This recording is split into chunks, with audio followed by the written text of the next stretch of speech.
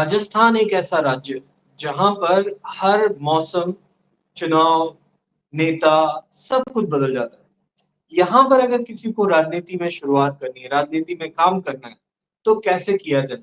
ये सवाल मुझे कई लोगों ने पूछा है, कई मेरे मित्रों ने पूछा है। सोचा कि इस सवाल का जवाब दिया जाना चाहिए, लेकिन मुझसे बेहतर कौन दे सकता है?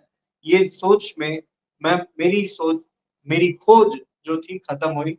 एक जाने-माने पत्रकार जिन्होंने राजस्थान की राजनीति को इतनी बारीकी से देखा है कि जिसकी कल्पना करना भी बहुत कम लोग पहुँच सकते हैं उस बारीकी तक।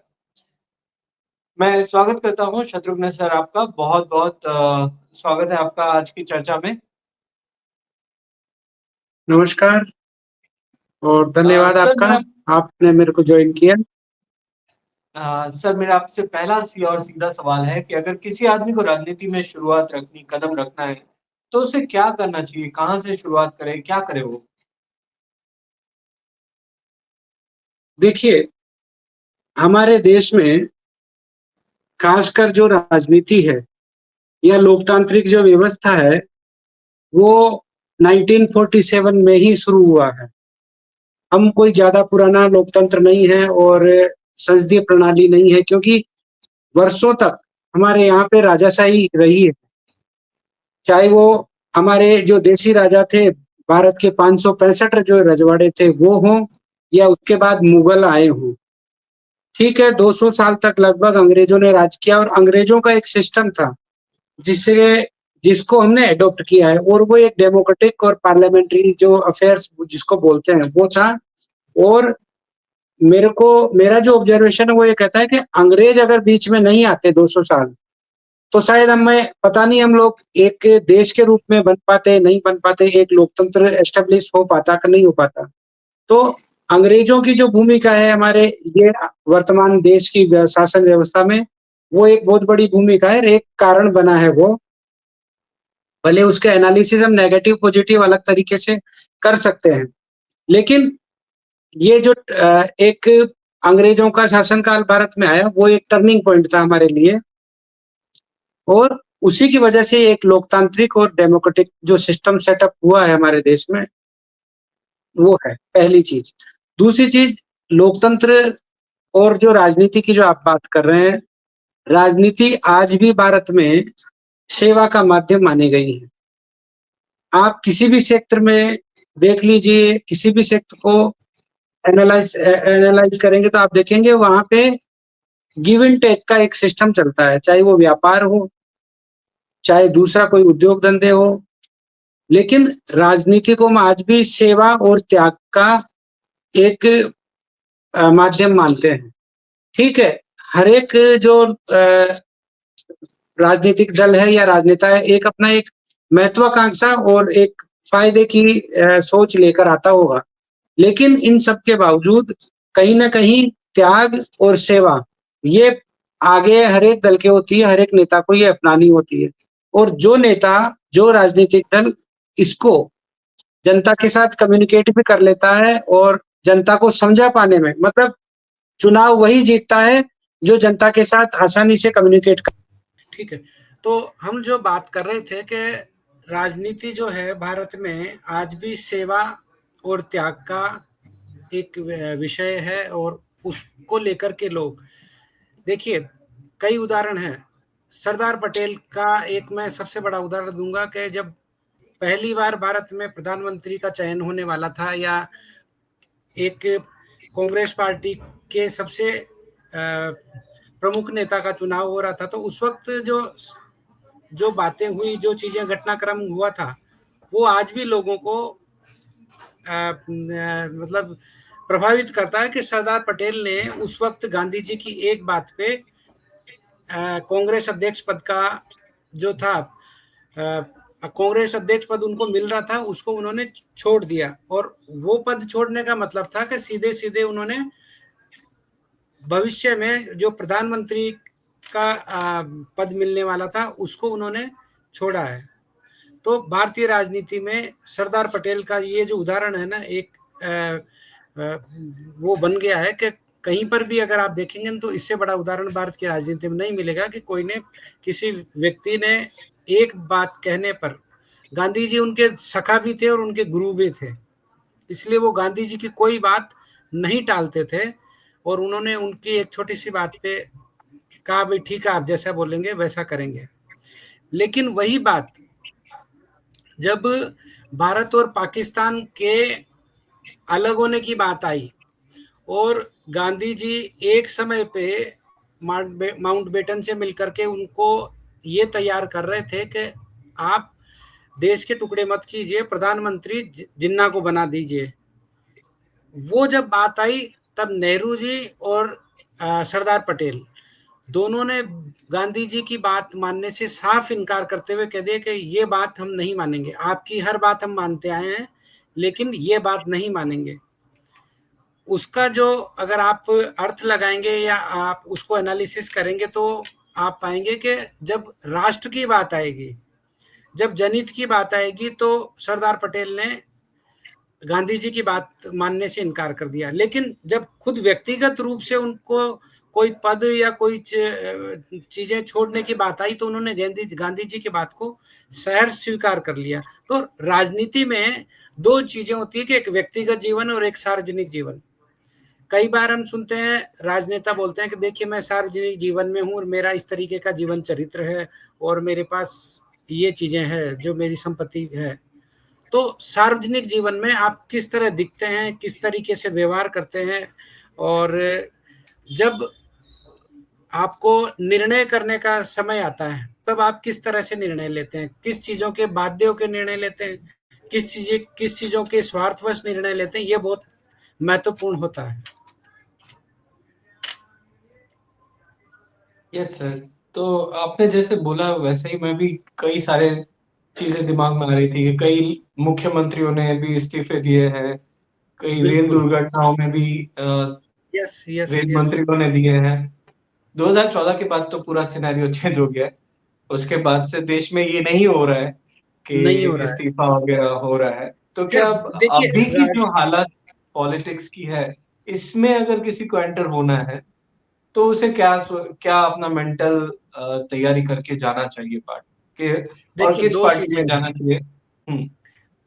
हम लोग राजनीतिक व्यक्ति की बात कर रहे हैं, राजनीति की शुरुआत करने की बात कर रहे हैं, वर्तमान राजनीति की, क्योंकि अब जो माहौल है वो पहले जैसा नहीं है। राजनीतिक सही रूप में। से शुद्ध राजनीतिक जो है वो शुद्ध रूप से एक तरह से बिजनेस हो गई है लोगों के लिए, और कोई जी भी राजनीतिक दल उससे अछूता नहीं है। तो जी। पहली चीज तो ये है कि भाई आप अगर राजनीति में आना चाहते हैं तो आप पहली चीज तो ये तय कर लीजिए कि आपके बिजनेस क्या है, आपका इंटरेस्ट क्या है, आप उनको छोड़ने के लिए तैयार हैं या नहीं। और अगर आपको एक शुद्ध राजनीतिक रूप जीवन जीना है, एक राजनेता बनकर के आप अपनी छवि कैसे बनाना चाहते हैं, आप राजनीति में आकर के एक मालदार व्यक्ति या बिजनेसमैन की छवि को बना बना के रखना चाहते हैं जैसे कई राजनीतिज्ञ करते हैं, या एक स्टेटसमैन, भाई ये व्यक्ति वाकई व्यक्तित्व जो बनना है राजनीति का अगर व्यक्तित्व बनना है तो आपको सब चीजें छोड़नी पड़ेगी।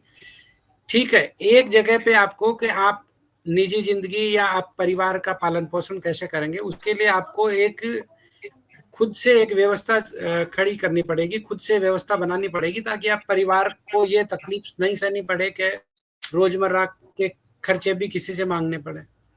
तो एक आपको वहां पे एफर्ट करना पड़ेगा कि आप परिवार के लिए एक इनकम का एक छोटा मोटा जरिया तैयार करके, वो भी शुद्ध तरीके से हो, उसमें कोई वो नहीं हो, एक अच्छा जरिया तैयार करके आप वो खड़ा कर दीजिएगा कि राजनीतिक यस। पार्टियां। जी आपकी बात से मुझे कई लोगों के ऐसे किस्से भी दिख रहे हैं कि जो लोग आ, इस तरीके से या तो राजनीति में उतर जाते हैं, ना पीछे का देखते, ना आगे का देखते, ना परिवार का देखते हैं, और फिर 2-3 साल 4 साल में उनका जब कैरियर एक्चुअली शुरू होने चाहिए था तभी खत्म हो चुका यस होता है, यस क्योंकि वो यस खुद फाइनेंशियली भी काफी बिल्कुल। तकलीफें उठा लेते हैं।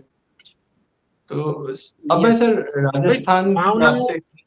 हाँ जी जी जी, बोलिए सर, जी बोलिए। भावनाओं में आकर के देखिए, ये बात ठीक है कि राजनीति में भावना होना जरूरी है, लेकिन जब आप व्यक्तिगत फैसला कर रहे हैं कि मैं अपना ये काम छोड़ करके राजनीति, क्योंकि राजनीति पार्ट टाइम जॉब नहीं है, राजनीति फुल टाइम जॉब है। आपको सोते जागते उठते बैठते खाते पीते राजनीति जहन में रखनी पड़ेगी। और आप भारत जैसे देश में, भारत या राजस्थान जैसे स्टेट में अगर करना चाहते हैं, क्योंकि राजनीति के साथ राजनीति केवल पॉलिटिक्स से नहीं चलती है, जहाँ पे पॉलिटिकल आपके गणित हो, पॉलिटिकल गणित या रणनीति से आप कर रहे हैं, समाज भी जुड़ जाता है, राजनीति के साथ साथ आपका व्यापार भी जुड़ जाता है, राजनीति के साथ साथ जो जातियां हैं वो भी जुड़ जाती हैं। तो उन सब चीजों को आप बैलेंस और कैलकुलेट, चेक एंड बैलेंस की जो बात है वो कैसे करते हुए आगे बढ़ते हैं, राजनीतिक सफलता उसी पे निर्भर करती है। भले ही सब कहें कि सब जाति की राजनीति नहीं करते हैं, लेकिन अगर कोई व्यक्ति या कोई राजनीतिक दल ये कहता है तो मैं उसको इसलिए नहीं मानता हूं, क्योंकि आप कहीं पर भी जो कैंडिडेट खड़ा कर रहे हैं वो जातियों की नंबर, जातियों की संख्या देख करके ही आप कैंडिडेट दे रहे हैं। हिंदू बहुल इलाके में कोई मुस्लिम कैंडिडेट नहीं दे रहे हैं। अगर डोमिनेंट कास्ट जाट है तो आप वहां राजपूत नहीं दे रहे हैं, राजपूत है तो आप ब्राह्मण कैंडिडेट नहीं। आप सब चीजें गणित करके ले दे करके आपकी गणित होती है राजनीति पे टिकी हुई भी, कैसे आपको बैलेंस करना है, एक जाति को कितनी सीटें देनी है, कितना उनका नंबर है, वो कितना आपके सपोर्ट में, ये सब चीजें तो देखी जाती हैं। और बिल्कुल राजस्थान की बात करें तो वहाँ जातियां तो एक तरह से बहुत प्रभावी हैं ही। ओके, ये बात आपकी बिल्कुल सही है। चाहे कोई भी अगर राजनीति में आ रहा है तो उस चीज को उसको स्वीकार करना ही पड़ेगा कि कास्ट, रिलीजन, ये चीजें फैक्टर करते ही हैं और उन चीज को मानना ही पड़ेगा। मैं राजस्थान पे सर स्पेसिफिक आना चाहता हूँ, राजस्थान की जियोग्राफी को समझना चाहता हूँ। तो मैं राजस्थान को अगर किसी इंसान को समझना है तो किन खंडों में, किन विभागों में, किन क्षेत्रों में उसे बांटा जा सकता है राजनीतिक दृष्टिकोण से? देखिए, मोटा मोटा जो राजस्थान जो बटा हुआ है वैसे ही 7 रीजन में बटा हुआ है। जी सर। उसमें मेवाड़ हो गया, मारवाड़ हो गया। मेवाड़ का मतलब है उदयपुर चित्तौड़, मारवाड़ का मतलब है जोधपुर, शेखावाटी का मतलब है झुंझुनू, ढूंढाड़ी का मतलब है जयपुर, फिर आपका कोटा, उदयपुर, बूंदी का मतलब है हाड़ौती। ठीक है ना? तो इस तरह से 7 इसके जोन बटे हुए हैं, और हर एक जो क्षेत्र है उसमें एक कास्ट डोमिनेंट भी आप देखेंगे। जैसे चित्तौड़ और जो मेवाड़ जिसकी हम बात कर रहे हैं, उदयपुर चित्तौड़, इसमें राजपूत और ब्राह्मण अच्छी खासी संख्या में हैं। फिर आप जोधपुर में जाएंगे तो जोधपुर में भी, क्योंकि राजघराना जो था, राजघराने राजस्थान के जो सभी राजघराने थे उसमें दो, धौलपुर और भरतपुर, वो जाट रियासत थी। बाकी सारे राजघराने राजपूत राजघराने रहे हैं। तो अच्छा। राजपूत राजघराने या राजपूत जात जो कम्युनिटी है आज भी राजस्थान की राजनीति को डोमिनेट तो करती है, लेकिन चूंकि लोकतंत्र जो है नंबर गेम है, तो अब उसमें जाट हो गए, जाट के इसके अलावा ब्राह्मण हो गए, ओबीसी कम्युनिटी और दलित कम्युनिटी। राजस्थान में 200 विधानसभा सीट है, 200 विधानसभा सीटों में 58 सीट जो है ना वो रिजर्व है। 58 रिजर्व, हाँ। 34 जो सीट है वो शेड्यूल कास्ट की आती है, और 24 सीट है वो शेड्यूल ट्राइब्स की आती है। तो एक तरह से 1/3 सीट हो जाती है जो रिजर्व है।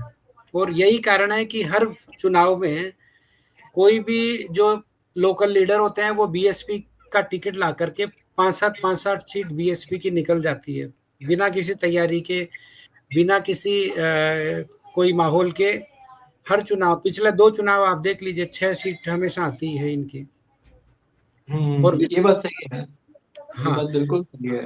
वो यही है कि भाई जो कास्ट फैक्टर है वहां पे वो बीएसपी का ये है कि भाई दलित और ब्राह्मण का एक उनका चलता है। और जो लोकल लीडर थोड़ा सा पहले काम किया हुआ होता है किसी भी पार्टी में, जिसको टिकट नहीं मिलता, वो टिकट ले आता है बीएसपी का और वो चल जाता है हाथी उनका। ग्रेट। अब जोधपुर दूसरा जो रीजन की एग्जाम्पल, अक्सर बात कर रहे थे, जोधपुर रीजन से अपन निकलते हैं उससे पहले शायद जहां तक मुझे मालूम है अशोक गहलोत जी जोधपुर रीजन से ही चुनाव लड़ते हैं, है ना? बिल्कुल प्रॉपर तो जोधपुर अभी से ही है अशोक गहलोत। और वसुंधरा राजे जो है झालावाड़ से है, हाड़ौती है, और जो मध्य प्रदेश से सटा हुआ प्रदेश है, झालावाड़ डूंगरपुर। अच्छा। तो हाँ, और पिछले 25 साल की जो राजनीति है वो गहलोत और वसुंधरा राजे के इर्द गिर्द ही पूरी रही है, क्योंकि 3 बार मुख्यमंत्री अशोक गहलोत रहे हैं और 2 बार वसुंधरा राजे मुख्यमंत्री रही हैं। तो उसकी वजह से पूरी राजनीति को आप देखेंगे, राजस्थान की राजनीति इन 2 नेताओं पे, और उसमें कोई दो राय नहीं कि आज की तारीख में भी अगर आप देखेंगे तो जो 5 टॉप 10 लीडर हैं उनमें अशोक गहलोत, वसुंधरा तो आज भी हैं। भले ही वो मुख्यमंत्री नहीं है, लेकिन उनका जो रुतबा है, उनका जो पकड़ है, राजस्थान की राजनीति में है। उसके बाद मुख्यमंत्री भजन लाल शर्मा आज की तारीख में मुख्यमंत्री हैं। फिर बीजेपी के जो प्रेसिडेंट है मदन राठौड़, और कांग्रेस के प्रेसिडेंट है गोविंद सिंह डोटासरा। अब आप देखिए, जो बीजेपी का ज्यादातर जो वोट बैंक रहा है अभी तक ब्राह्मण और राजपूत रहा है। जी। और भैरव सिंह शेखावत, उसके बाद वसुंधरा राजे, ये 2 नेता पिछले 30 साल में मुख्यमंत्री रहे राजस्थान के बीजेपी की ओर से। मतलब बीजेपी ने 25-30 साल राजपूत नेताओं को काफी महत्व दिया है और उनको ही मुख्यमंत्री बनाया। भैरव सिंह शेखावत एक ऐसा नेता है जो मुख्यमंत्री रहते उन्होंने अपनी पार्टी को दोबारा चुनावी जीत दिला दी, मतलब अपनी सरकार रिपीट कर सके वो। भैरव सिंह जी के अलावा कोई भी नेता राजस्थान में अपनी सरकार रिपीट नहीं कर सके हैं, चाहे वो वसुंधरा राजे हो या अशोक गहलोत हो। हर बार सरकार बदलती रही है, चुनाव हारते रहे। तो इसलिए एक चीज ये भी है कि ठीक है, बड़े ये दोनों ही नेता वसुंधरा राजे और अशोक गहलोत मास लीडर हैं, इनका प्रभाव है, लेकिन सत्ता में रहते हुए वो अपनी पार्टी को चुनाव नहीं जिता सके। तो एक कहीं ना कहीं ये डाउट ये भी आता है कि पब्लिक जो है वो किसी के बस में नहीं है, चाहे वो मुख्यमंत्री हो या सत्ताधारी दल हो। पब्लिक जो मैंडेट दे रही है, जो पब्लिक जो निर्णय कर रही है, वो अपनी मर्जी से करती है। और मैं मोटा मोटा अगर हम तुलना करें गुजरात और राजस्थान की पब्लिक से, तो गुजरात की जो पब्लिक है थोड़ा पोलाइट भी है और संतोषी है। ठीक है, ये काम हुआ नहीं हुआ अगली बार हो जाएगा, और एक सपोर्ट में रही है। राजस्थान की जनता जब बिगड़ती है तो फिर ऊपर से नीचे तक वो बस जो भी हो जाए रिजल्ट की परवाह नहीं। यही कारण है कि सत्ताधारी दल से हमेशा विरोध में रही है पब्लिक। कभी भी ऐसा नहीं है कि वो सत्ताधारी दल के साथ में रह करके भाई ठीक है ये, और एक यही बार कारण है सरकार जो बदलने का। दोनों का ही नेचर एक जैसा है, सरकार का भी नेचर ऐसा और पब्लिक का भी नेचर वैसा। देख लेंगे तेरे को अच्छा, न झुकने को पब्लिक और तैयार, सरकार दोनों एक दूसरे को देखने में लगी हुई है। देख लेंगे। तो अरे सरकार भी झुकने को तैयार नहीं होती है और पब्लिक भी झुकने को तैयार नहीं होती। एक बड़ा कारण ये है कि वहां पे सरकार रिपीट नहीं होती है कोई भी। आपने एक बहुत अच्छी इंटरेस्टिंग बात कही सर कि 25 साल से वसुंधरा राजे और अशोक गहलोत के बीच ही राजस्थान की पॉलिटिक्स बिल्कुल बनी रही। अ, कई लोग आरोप लगाते हैं, कई लोग ये बोलते भी हैं कि दोनों के बीच में एक सेटलमेंट हमेशा से चलता रहा, जिसके कारण बिल्कुल। कांग्रेस भी अशोक गहलोत का कोई रिप्लेसमेंट यस यस नहीं यस, ढूंढ पाई नो डाउट। और यस, बीजेपी वसुंधरा को नहीं ढूंढ पाई नहीं, रिप्लेसमेंट। पर इस बार भजन लाल शर्मा जी आ गए हैं, एक अलग ही मुख्यमंत्री हैं। बिल्कुल। उनके बारे में भी काफी कहा जाता है कि इतने लोकप्रिय नहीं है, वो कहीं पे जाते हैं तो देखिए, लोग, कई रैलियों में भी कम लोग बस आते हैं। ये- अब पहली बात तो वो दौर रहा ही नहीं कि लोकल लीडर पावरफुल हो और वो भाई अटल जी के ज़माने में या जब नरसिम्हा राव और मनमोहन सिंह थे, उस ज़माने में लोकल लीडर प्रभावी रहे हैं, चाहे वो कांग्रेस हो या बीजेपी हो। लेकिन आज की तारीख में सेंटर जो पावर है वो सबसे ज़्यादा पावरफुल भी है, उसको चैलेंज करने वाला नेता चाहिए ही नहीं, पहली बात तो। क्योंकि भाई ऐसा जो भी बड़े लीडर रहे हैं सब निकल निकल गए हैं, निकाले या फिर उनको दूसरी जगह एडजस्ट कर लिया है।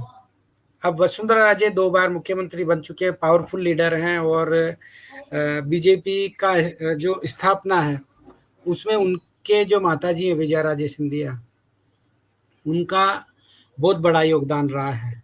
इसलिए कहीं न कहीं बीजेपी का जो सेंट्रल लीडरशिप है उसमें ये भी है कि भाई वसुंधरा राजे को हम एकदम दूसरे नेताओं की तरह साइड लाइन नहीं कर सकते हैं।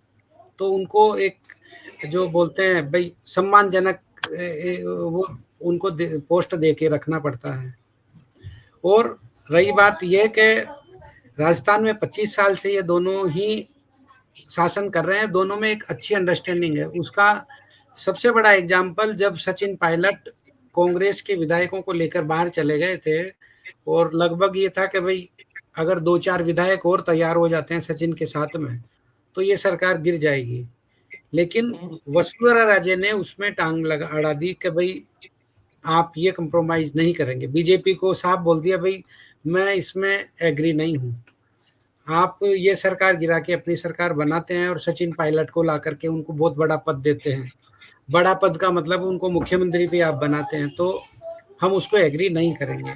और अशोक गहलोत की सरकार बचने की और राजस्थान में उस वक्त सत्ता परिवर्तन होने की जो बात थी, वो पूरा ऑपरेशन था वो पूरा टाइट फिश हो गया due to Vasundhara Raje. Puncture कर दिया था वसुंधरा ने। यस वसुंधरा राजे एग्री नहीं हुई। और सबसे बड़ी चीज है कि जो लोग ये ऑपरेशन कर रहे थे उन्होंने वसुंधरा राजे को विश्वास में भी नहीं लिया था। वो ये देख रहे थे कि हम लोग कुछ करके दिखा देते हैं ताकि वसुंधरा को भी लगे और सेंट्रल लीडरशिप को भी लगे भाई देखो इनके मदद के बिना हमने ये सब कर दिखाया है। अब चूंकि जब वसुंधरा राजे और अशोक गहलोत जो उस वक्त मुख्यमंत्री भी थे दोनों जब साथ में हो तो फिर बड़ा मुश्किल है कि सामने कोई भी नेता, क्योंकि आज की तारीख में जो राजस्थान की राजनीति को समझने वाला या उसको बदलने की जो हैवी हैसियत रखने वाला अगर कोई नेता तो वो अशोक गहलोत है आज की डेट में भी, आज की तारीख में। क्योंकि अशोक गहलोत का एक तो अनुभव है, दूसरा उनकी स्वीकार्यता है और तीसरी चीज उन पे डायरेक्ट करप्शन का कोई ऐसा चार्ज नहीं है जिससे पब्लिक उससे नाराज हो। और वो एक जो होता है कि एक लेवल जो आता है कास्ट बेस्ड लेवल का वो उससे ऊपर उठ चुके हैं निश्चित तौर पे। जी, उनकी कास्ट भी काफी छोटी है वैसे, माली कास्ट कम्युनिटी छोटी है हाँ, लेकिन उन्होंने उस तरह की पॉलिटिक्स होने ही नहीं दी ना अपने साथ में। भाई जो भी कास्ट बेस्ड लीडर थे कांग्रेस में उनको उन्होंने सेटल डाउन कर दिया। हाँ, उनको कैसे किसी भी तरह से उनको कर दिया उन्होंने। और जब पावर उनके हाथ में रही तो उन्होंने खुद को एक कास्ट बेस्ड लीडर के रूप में नहीं किया। उन्होंने सचिन पायलट को कास्ट बेस्ड लीडर बनाने की कोशिश करी और उनको धीरे धीरे शिफ्ट कर दिया, दूसरे नेताओं को सबको शिफ्ट कर दिया, लेकिन खुद ने कभी भी कास्ट बेस्ड लीडर होने की। जब देश में ओबीसी राजनीति की बात आई तब उन्होंने 1-2 बार ये जरूर कहा कि देखो मैं खुद ओबीसी हूँ और मेरा कोई कास्ट का जनाधार राजस्थान में नहीं है, लेकिन फिर भी मैं 3 बार मुख्यमंत्री हूँ। तो वो एक श्रेय नक्शे कदम पे हमेशा रहे हैं, वो गांधी परिवार को दिया उन्होंने उसका श्रेय। हाँ, आपने एक बात बहुत अच्छी बोली सर कि वसुंधरा राजे को तवज्जो दी गई। 2 इंसिडेंट्स मेरे दिमाग में आ रहे हैं। पहला तो जब भजन लाल जी का नाम अनाउंस करवाना था और वसुंधरा राजे जी के हाथ में पर्ची थमाई गई और उनके एक एकदम वियर्ड एक्सप्रेशन थे, वो एकदम संभल ही नहीं पाए, समझ ही नहीं पाए कि क्या है ऐसा। नहीं पाई तो वो एक फिर हाँ, ये देखिए राजस्थान में बीजेपी की राजनीति में एक बहुत बड़ा बदलाव है ये कि वसुंधरा राजे को मुख्यमंत्री नहीं बना करके पार्टी का जो लीडरशिप है उन्होंने किसी नए नेता पे अपना पसंद की डाली है उन्होंने। और उसमें भी जो पहली बार मुख्यमंत्री है बन, क्योंकि राजस्थान में ऐसा हो रहा था कि वसुंधरा राजे के बाद सेकंड कैडर के जो नेता हैं उसमें गुलाबचंद कटारिया भी हो, गुलाबचंद कटारिया, फिर सतीश पूनिया और राजेंद्र सिंह राठौड़, ऐसे लगभग 1 दर्जन नेता थे जो खुद को सेकंड लीडरशिप या खुद को उस तरीके से देखने लग गए थे कि वसुंधरा राजे के बाद अगर, तो सेंट्रल लीडरशिप ने उन सबको साइडलाइन करते हुए एक ऐसे नेता को जो पहली बार विधायक बने उनको मुख्यमंत्री बना दिया। तो 2 चीजें थी उसमें कि राजस्थान के नेताओं को एक तो ये मैसेज था कि भाई आप जो अंदर अंदर जो लड़ते रहे हैं ना वो बंद कर दीजिए, क्योंकि आप में से कोई भी सीएम नहीं बनना है। और दूसरी बात थी कि वसुंधरा राजे ये सोचती कि भाई मेरे अलावा राजस्थान में बीजेपी नहीं चलेगी। तो पार्टी ने पहले तो सीएम कैंडिडेट अनाउंस नहीं किया कि भाई हम तो प्रधानमंत्री मोदी के चेहरे पे ही चुनाव लड़ेंगे। और जब दूसरा मुख्यमंत्री के चुनाव की बात आई तो उन्होंने धीरे से एक पर्चे पकड़ा करके भाई आप ये नाम का अनाउंस कर दीजिए, और अच्छा होगा आप अनाउंस करें तो ज्यादा अच्छा होगा। और वही चीजें वहां पे हुई। पर उनका जो एक्सप्रेशन था वो शायद राजस्थान की राजनीति में, तो ठीक है, क्या कर सकते हैं जब लीडरशिप ये चाह रही है। भाई एक्चुअल में वसुंधरा राजे को मुख्यमंत्री बनाने का मतलब था कि वहां पे राजस्थान में सेंट्रल लीडरशिप या सेंट्रल गवर्नमेंट का जो कहते हैं प्रभाव कम करना है। हाँ, क्योंकि उतना इन्वॉल्वमेंट, और वो जिस तरह से गुजरात में इन्वॉल्वमेंट है उतना ही इन्वॉल्वमेंट आज की तारीख में राजस्थान में भी है सेंट्रल लीडरशिप का। और वसुंधरा राजे के रहते वैसा नहीं हो सकता था। और दूसरी चीज के पिछले कई सालों से केंद्रीय आलाकमान और राजस्थान में जो वसुंधरा राजे गुट है उनके बीच में तनातनी भी चल रही थी। तो निश्चित तौर पे ऐसे माहौल में उनको मुख्यमंत्री बनाने का तो कोई विचार ही नहीं था। अगर सर मैं आपसे पूछूं कि राजस्थान के टॉप 5 पॉलिटिकल नेता कौन है तो आप किन किन का नाम पसंद करेंगे? देखिए नेता तो कई, बिल्कुल 200 विधानसभा सीट है, 200 आज की तारीख में विधायक हैं, 25 वहां पे जो है 25 लोकसभा के सांसद हैं और 10 राज्यसभा के सांसद हैं। मैं सबके नाम तो नहीं लूंगा, लेकिन आप जो कह रहे हैं भाई प्रभावशाली नेताओं की, अगर प्रभावशाली नेताओं की बात करें तो आज की तारीख में देखिए मुख्यमंत्री भजन लाल शर्मा हैं और बीजेपी के जो वर्तमान अध्यक्ष मदन राठौड़ वो तो हैं जी। लेकिन उनके अलावा वसुंधरा राजे को आप आज भी कमजोर या कमतर नहीं आंक सकते। वसुंधरा राजे पावरफुल हैं। फिर इनके जो अध्यक्ष रहे हैं सीपी जोशी, चित्तौड़ से जो सांसद भी हैं, उनका भी अच्छा खासा प्रभाव है। राज्यवर्धन सिंह राठौड़ है, उनका बहुत अच्छा प्रभाव है। फिर जो अगर आप इनकी बात करें कि भाई राजस्थान में दलित नेताओं में से अगर बात करते हैं, दलित नेताओं में वहां पे जो शिक्षा मंत्री हैं उनका अच्छा ना। फिर कांग्रेस की तरफ से अगर आप बात करते हैं तो टीकाराम जूली का नाम सुना होगा आपने, जो अभी नेता विपक्ष है। बहुत अच्छा परफॉर्मेंस उनका रहा है, बहुत अच्छे मतलब प्रभावशाली नेता हैं, यंग लीडर हैं। और दूसरा उनका जो एनालिसिस करने का और जो है, हाल ही में एक मंदिर में जाने को लेकर के जो विवाद हुआ था वो टीकाराम जूली की वजह से ही हुआ था। टीकाराम जूली ने उस मैटर को, उस विवाद को कांग्रेस के सम्मेलन में भी खूब जोर शोर से उठाया और देश भर के प्लेटफॉर्म पे जहाँ पे भी उनको जगह मिली भाई देख ही लीजिए, क्योंकि बीजेपी के नेता ने उसमें गंगा जल छिड़का दिया था मंदिर पे। तो टीकाराम जूली ने बोला भाई मेरे को वहां पे बुलाया गया था मंदिर में और मैं इसीलिए गया था, लेकिन मैं दलित हूँ इसलिए उन्होंने ऐसा किया है। और उसका बहुत प्रभाव भी पड़ा है। भले ही राजस्थान में जातीय राजनीति है, लेकिन लोगों ने उस चीज को स्वीकार नहीं किया भाई ये गलत है। भाई सिस्टम में क्या गलत हो रहा है वो अलग मैटर है, लेकिन अगर मान लो कोई दिखा करके ये चीज कर रहा है तो वो गलत है। फिर कांग्रेस के अध्यक्ष गोविंद सिंह डोटासरा, वो उन्होंने अपना बहुत अच्छा कद बढ़ाया आज की तारीख में। और सचिन पायलट भी नो डाउट आज की तारीख में राजस्थान के प्रभावशाली नेताओं में से एक है। सर आपने ये जो आंसर जो सवाल था कि आप 5 लोगों के नाम बताइए जो राजस्थान के सबसे प्रभावी हैं। आपने पत्रकार ना होते हुए पॉलिटिशियन वाला सब डिप्लोमेटिक आंसर कर दिया, सबको नहीं, खुश रखने वाला। नहीं, खुश रखने वाली बात मैं बता रहा हूँ और बता रहा हूँ ना आपको। जी, जी, जी। हनुमान बेनीवाल राष्ट्रीय लोकतांत्रिक पार्टी के जो अध्यक्ष हैं और सांसद भी हैं।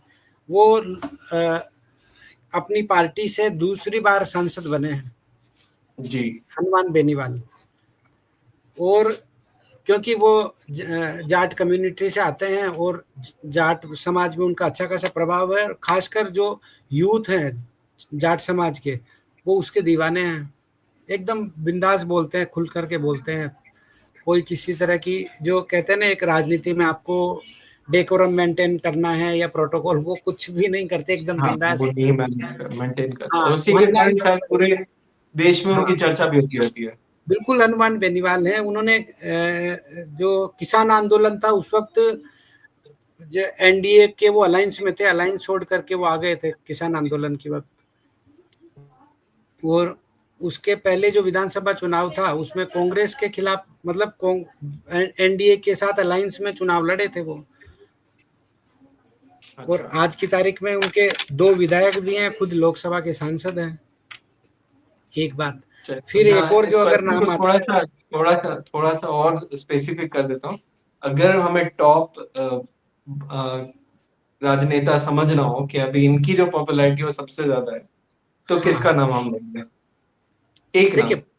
पॉपुलैरिटी देखो 2 चीजें हैं कि रिजल्ट देने वाले नेता और पॉपुलैरिटी दोनों अलग अलग चीजें हैं। दोनों को मैं इसलिए एक साथ नहीं लूंगा।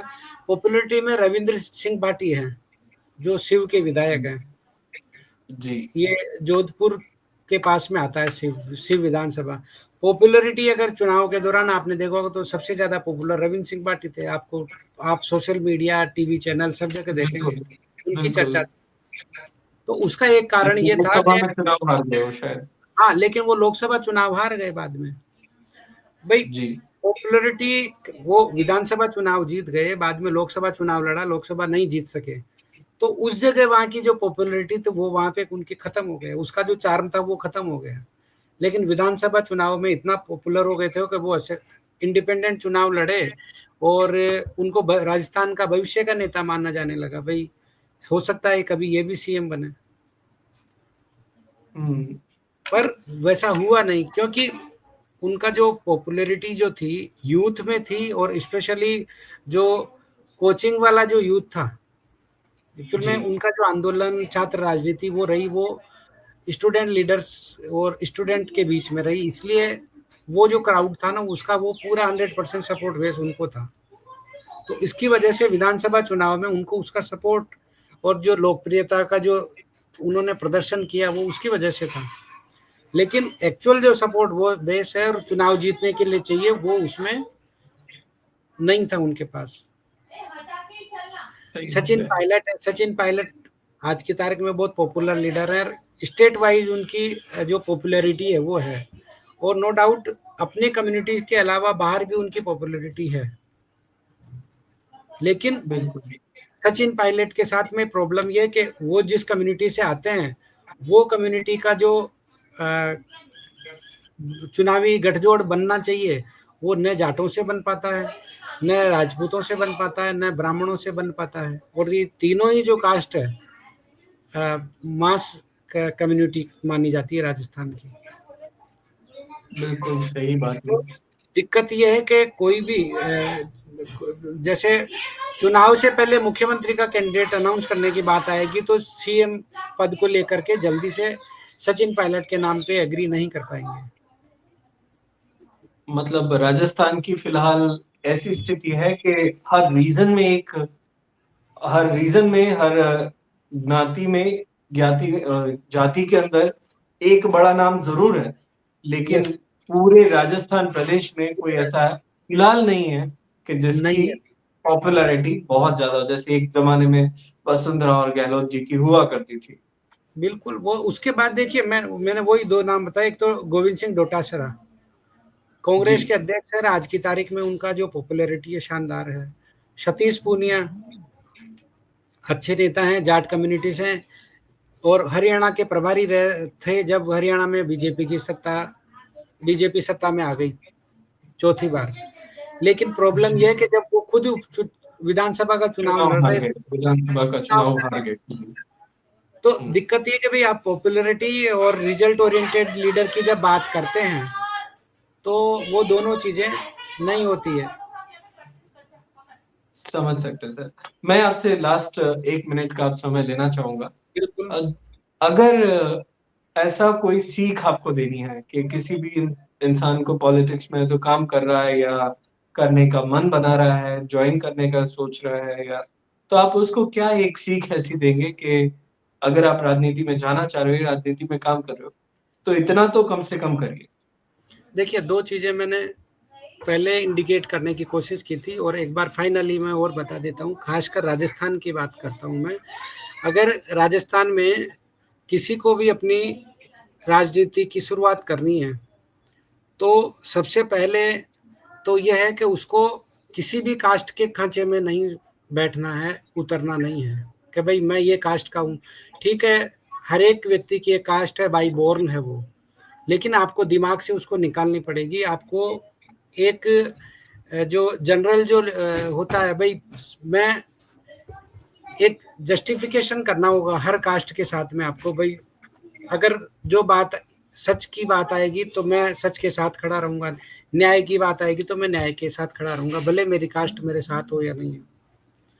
तो आपको एक जेन्युइन लीडर बनना है और कहीं ना कहीं आपको अपनी चीजें, व्यक्तिगत स्वार्थ को ऊपर रखना पड़ेगा, उसको छोड़ना पड़ेगा। नो डाउट, भले राजनीतिक जो है जातिगत राजनीति है, लेकिन आपको सपोर्ट मिलेगा। और उदाहरण आपके सामने है, अशोक गहलोत, रविंद्र भाटी, वसुंधरा राजे, हनुमान बेनीवाल, दूसरी जातियों के लोग भी उनको सपोर्ट करते हैं।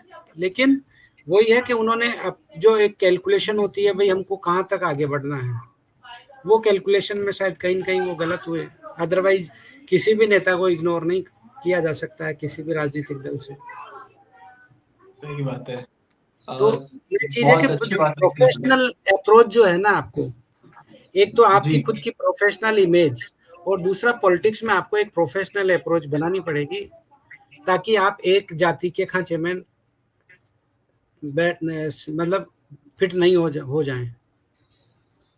बहुत अच्छी बात बोली सर आपने। मैं खुद इस 30 मिनट्स के कन्वर्सेशन में बहुत कुछ सीखने को मिला है, उसके लिए आपका बहुत बहुत शुक्रिया।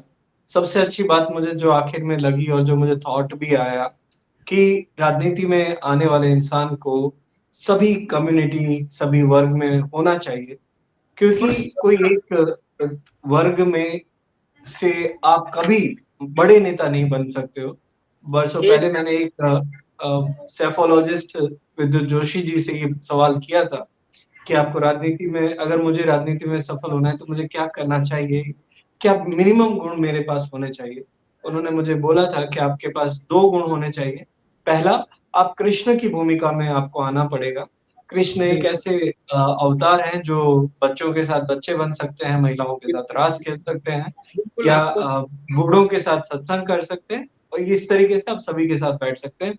और दूसरा उन्होंने बोला था, आपको महादेव की भूमिका में आना पड़ेगा, क्योंकि जब भी बहुत ही विष राजनीति में मिलता है और राजनीति का में अगर आपने वो विष पी लिया उसको तो आप खुद राजनीति से क्विट कर देंगे, छोड़ देंगे, यहाँ से निकल जाएंगे। और अगर उससे उलेट दिया, सबको वापिस देने की कोशिश की, तो बहुत कुछ सर्वनाश नहीं हो जाएगा। बिल्कुल वो वही चीज ना तो भैया, राजनीति में आप बदले की भावना, पूर्वाग्रह, ये सब चीजें नहीं चलता है।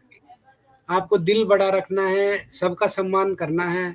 और जो जो जो विद्यु जोशी जी ने कहा कि भाई कृष्ण की भूमिका, मैं उसको और सरल कर देता हूँ। व्यक्ति को राजनीति में पानी के जैसा स्वभाव बना के रखना पड़ेगा।